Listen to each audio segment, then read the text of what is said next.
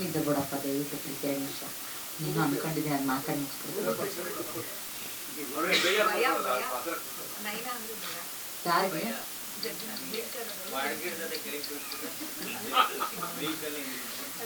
ಪ್ರಾಣಿ ನೋಡಕ್ಕೆ ನಂಗೆ ಕಾಣತ್ತಷ್ಟೇ. ಸಿನಿಮಾದಲ್ಲಿ ನನಗೆ ಶ್ರೀಧರ್ ಸರ್ ಪಾತ್ರ ಬರ್ದಿಲ್ಲ. ನೀನ್ ಬಾ ನಿನ್ಗೇನೋ ಮನ್ಸಿಗೆ ಬಂದಿದ್ದು ಮಾಡುವ ಅಂತ ಕರೆದಿದ್ದಾರಷ್ಟೇ. ಅದೇನು ಆನ್ ಸ್ಕ್ರೀನ್ ಆಫ್ ಸ್ಕ್ರೀನ್ ಹೆಂಗಿದೀನೋ ಹಂಗೆ ಇದೆ ಸಿನಿಮಾದಲ್ಲಿ. ಏನಂದ್ರೆ ಒಂದು ಸ್ವಲ್ಪ ಡ್ರೆಸ್ ಕೋಡ್ ಚೇಂಜ್ ಮಾಡಿರ್ಬೋದು ಅಷ್ಟೇ, ಬಿಟ್ರೆ ಸೇಮ್ ಬಜಾರಿ ಥರದೇ ಪಾತ್ರ ಕೊಟ್ಟಿದ್ದಾರೆ. ಬಟ್ ನಮಗೆ ಒಂದು ಸಿನಿಮಾದಿಂದ ಮತ್ತೊಂದು ಸಿನಿಮಾಗೆ ಕಲಿಕೆ ತುಂಬ ಇಂಪಾರ್ಟೆಂಟ್ ಆಗುತ್ತೆ. ಸೊ ಪ್ರತಿಯೊಂದು ಸಿನಿಮಾದಲ್ಲೂ ಒಂದೊಂದು ವಿಧಿವಿಧಾನಗಳನ್ನ ಕಲಿತಾ ಹೋಗ್ತೀವಿ. ಹಾಗೇನೆ ನಾನು ಸ್ವಲ್ಪ ಮಾತಾಡೋದು ಸ್ಪೀಡ್ ಜಾಸ್ತಿ.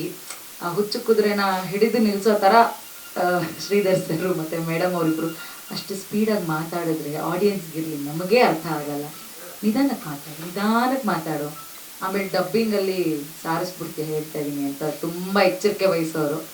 ಸೊ ಹಾಗಾಗಿ ಸರ್ಗೆ ಮೊದಲನೇದಾಗಿ ತುಂಬ ತುಂಬ ಥ್ಯಾಂಕ್ಸ್ ಹೇಳ್ತೀನಿ. ಆಮೇಲೆ ಸುರೇಶ್ ಸರ್ ಆಫೀಸಿಗೆ ಕರೆದು ಈ ಥರದೊಂದು ಪಾತ್ರ ಅಂತ ಹೇಳಿದ ಕೂಡಲೇ ನಂಗೆ ತುಂಬ ಖುಷಿ ಆಯಿತು. ಬಿಕಾಸ್ ಕಾಮಿಡಿ ಪಾತ್ರ ಅಂತಂದರೆ ಎಲ್ಲ ಸಿನಿಮಾದಲ್ಲೂ ಯೂಶಲಿ ಕಾಮಿಡಿ ಪಾತ್ರ ಮಾಡ್ತಿರ್ತೀವಿ. ಬಟ್ ಇದೊಂದು ಸ್ವಲ್ಪ ಹೆಣ್ಮಕ್ಳಿಗೆ ಪರ್ಸ್ನಲ್ ವಿಷಯ. ಯಾರು ಬೇಕಾದ್ರೂ ಬೆಂಕಿ ಹಚ್ತಾರೆ, ಬತ್ತಿ ಇಡೋದು ನಾನೇ ಈ ಸಿನಿಮಾದಲ್ಲಿ. ಸೊ ಅದೊಂದು ತುಂಬ ಖುಷಿ ವಿಷಯ. And thank you so much. ನಿಮ್ಮಗಳ ಪ್ರೋತ್ಸಾಹ, ನಿಮ್ಮಗಳ ಪ್ರೀತಿ, ಆಶೀರ್ವಾದ ನಮಗೆ ಯಾವಾಗಲೂ ಹೀಗೆ ಇರಬೇಕು.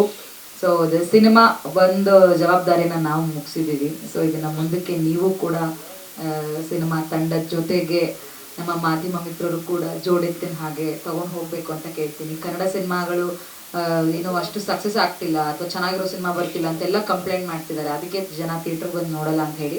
ಬಟ್ ಡೆಫಿನೆಟ್ಲಿ ನಮ್ಮ ಜಂಬೂ ಸರ್ಕಸ್ ಸಿನಿಮಾ ಒಂದು ಒಳ್ಳೆ ಎಂಟರ್ಟೈನಿಂಗ್ ಪೈಸಾ ವಸೂಲ್ ಸಿನಿಮಾ ಆಗುತ್ತೆ ಅಂತ ನಾನು ಹೆಮ್ಮೆಯಿಂದ ಹೇಳ್ಕೊತೀನಿ. ನಾವು ಅದಕ್ಕೆ ಗ್ಯಾರಂಟಿ. Thank you.